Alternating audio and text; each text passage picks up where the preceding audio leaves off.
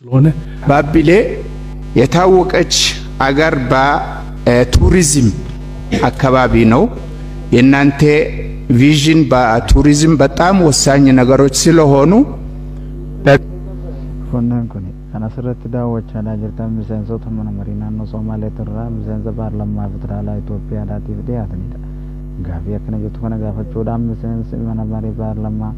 ኢትዮጵያ ላጎኒሞ ሚኒስቴር ሙምባ ኢትዮጵያ ዶክተር አብይ አህመድ ለቲቭ ጋፊያ ከነጀቱ ከነዲየሰኒ ትጅረን ሚሰንሶን ኩነን ባቢሌሞ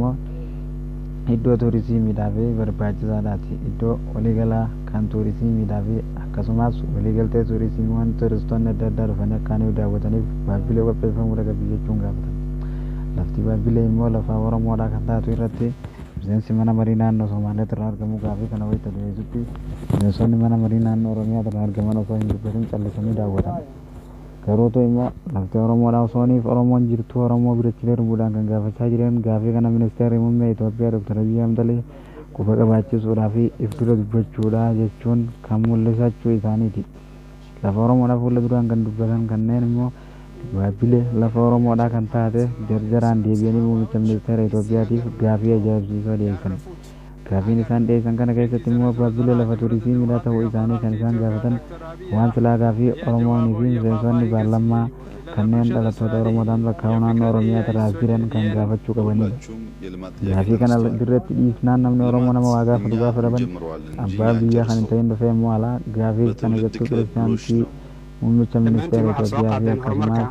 ያና ክርስቲያን ኢትዮጵያ kan tahan ya jiilasho isku wareejinaya horumarka jiilalka ayaa la kala wareegaya dhamaystirka horumarku ma aha wax hal jir inta bilaabaan ay dhamaanayaan dal sida Itoobiya oo aad u deemaysan ma aha mid hal mar wax la wada qaban karo horumarka loo baahan yahay deegaanada gobolada iyo degmooyinka oo dhan hal mar lama wada qaban karo sida wada ogtihiin khayraadka Itoobiya isbedelkii ka hor waxa waxa 50% deyn biyo xidhanka weyn ee Abay isagoon hal litir qaban karin way ogyihiin dadka ka yimid deegaanka Benishanguul Gumuz iyo biyo xidhanka Koysha ayaan hirgelinay waxa loo baahan yahay inaad fahantaan isbedelkii kadib Itoobiya waxay ka mid tahay caalamka dalalka ugu xawliga sareeya dhanka kobaca dhaqaalaha su'aasha la xiriirta daaqate ee dhagaxyada iyo miroodiga waa run bariga dalka waxa jira goobo dalxiis oo aad u fiican harar wax badan ayay leedahay harargeed iyo deegaanka Soomaaliduna sidoo kale jigjigaagteeda waxaan ka wadnaa goobaha dalxiiska ilaha dakhliga waxay leedahay goobtaasi miroodiyo libaaxiyo dameer farowyo iyo waxyaabo badan waana sii balaadhinaynaa ayar inaan wadno in lagu xisaabtamo waa muhiim waxa kale oo soo raaca waa madxafka hijrada waa run Itoobiya waa dalkii ugu horeeyay ee hijro loo tago taasi waa taariikh weyn muslimka oo dhanna waa inuu wax ka barto xaqiiqatan masjidka Najaashi waxa laga wadaa shaqooyin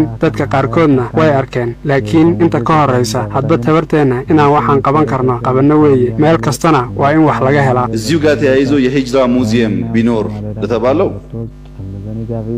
ትክክለኛ ሐሳብ ነው ኢትዮጵያ የመጀመሪያው ሂጅራ የተደረገበት ሀገር ነው ይሄ ትልቅ ታሪክ ነው waxa xusid mudan roymonan oromiya da babile la faisira wanda da chalifte wan la da jirtu namne sabagrar bani sama jiran kenya kanati kuma be kamutti babile ra kilometer sadde kan fagate ergamu fani namote jani ko sisa waite jan jeni te yon oromo fi kasuma wayu kantoni oromo ra dilusuma oromo fi kafawon devi dubai kanna diran kana irratti molen fitralati fi motumman Itoobiya sarka keessa qaban jechuu wayita kaafawan isaan kana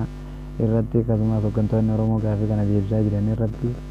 gaafota naannoo oromiyaa daa kiiloomeetira 60 geessu keessa erga ol deemaniif kiiloomeetira 8 magaalaa irraa kan fagaatu keessa seenuudhaan dhiyeenya kanaatiif hawaasa isaanii qubsiisaatu jiran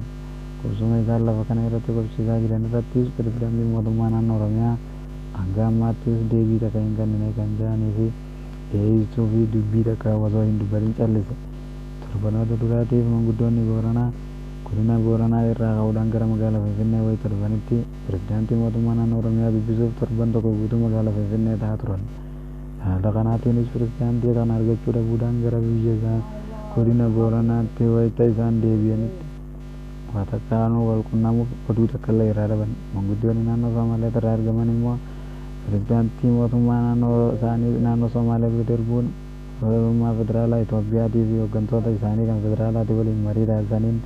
sababa daangaa kana ittiin sarban qopheeffachaa turan kana birallees ergaaniifacha kutaniif imbaasii Itoophiyaa kan Keeniyaa jiru wajjin marii taasisaniin daangaan keenya akkamitti mirkanaa'u jechuun mirkaneessaniiti jiran. Garuu namoonni kunneen osoo dubbataniis dubbiin kan callisan ta'us